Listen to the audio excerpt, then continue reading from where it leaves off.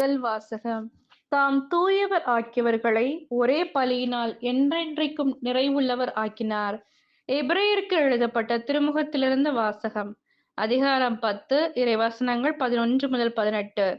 சகோதர சகோதரிகளே, ஒவ்வொரு குருவும் நாள்தோறும் இறை ஊழியம் புரியும் போது மீண்டும் மீண்டும் அதே பலிகளை செலுத்தி வருகிறார்.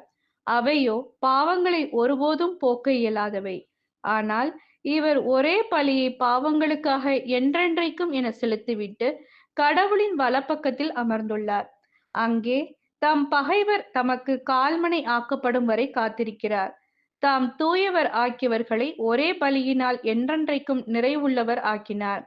இது பற்றி தூய ஆவியாரும், அந்நாட்களுக்கு பிறகு அவர்களோடு நான் செய்து இருக்கும் உடன்படிக்கை இதுவே.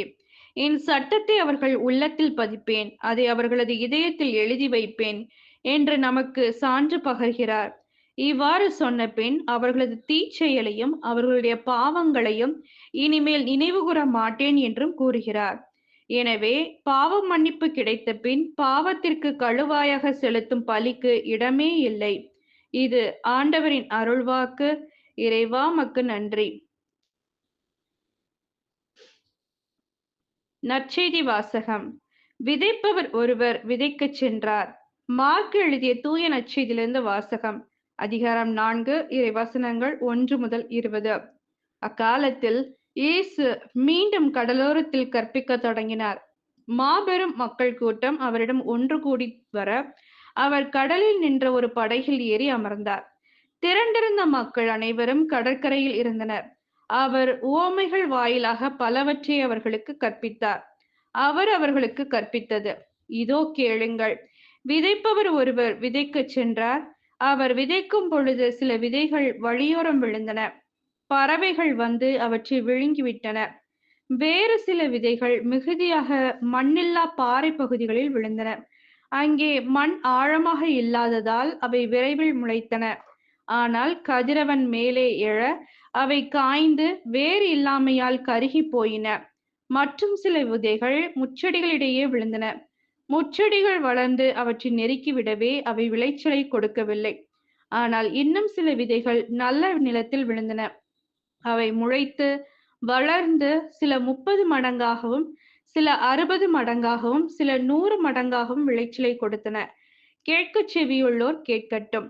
அவர் தனிமையான இடத்தில் இருந்தபோது அவரை சூழ்ந்து இருந்தவர்கள் 12 சேர்ந்து கொண்டு உவமைகளை பற்றி அவரிடம் கேட்டார்கள்.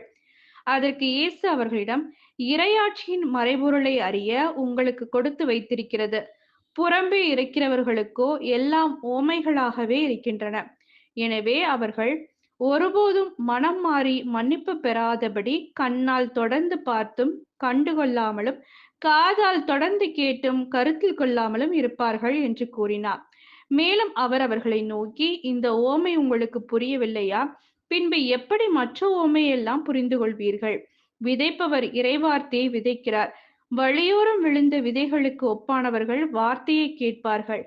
ஆனால் அதை கேட்டவுடன் சாத்தான் வந்து அவர்களுள் விதைக்கப்பட்ட விதையை எடுத்து விடுகிறான். பாறை பகுதியில் விதைக்கப்பட்ட விதைகளுக்கு ஒப்பானவர்கள் இறைவார்த்தையை கேட்டவுடன் அதை மகிழ்ச்சியோடு ஏற்றுக்கொள்வார்கள். ஆனால் அவர்கள் வேரற்றவர்கள், சிறிது காலமே நிலைத்திருப்பார்கள். இறைவார்த்தையின் பொருட்டு இன்னலோ இடுக்கண்ணோ நேர்ந்தவுடனே அவர்கள் தடுமாற்றம் அடைவார்கள். முச்செடிகளுக்கு இடையில் விதைக்கப்பட்ட விதைகளுக்கு ஒப்பானவர்கள் இறைவார்த்தையை கேட்டும் உலக கவலையும் செல்வ மாயையும் ஏனைய தீய ஆசைகளும் உட்புகுந்து அவ்வார்த்தைகளை நெருக்கி விடுவதால் பயனளிக்க மாட்டார்கள். நல்ல நிலத்தில் விதைக்கப்பட்ட விதைகளுக்கு ஒப்பானவர்கள் இறைவார்த்தையை கேட்டு அதை ஏற்றுக்கொண்டு பயனளிப்பார்கள். இவர்களுள் சிலர் 30 மடங்காகவும் சிலர் 60 மடங்காகவும் சிலர் 100 மடங்காகவும் பயனளிப்பர் என்றார். இது கிறிஸ்துவின் நற்செய்தி. கிறிஸ்துவே உமக்கு புகழ்.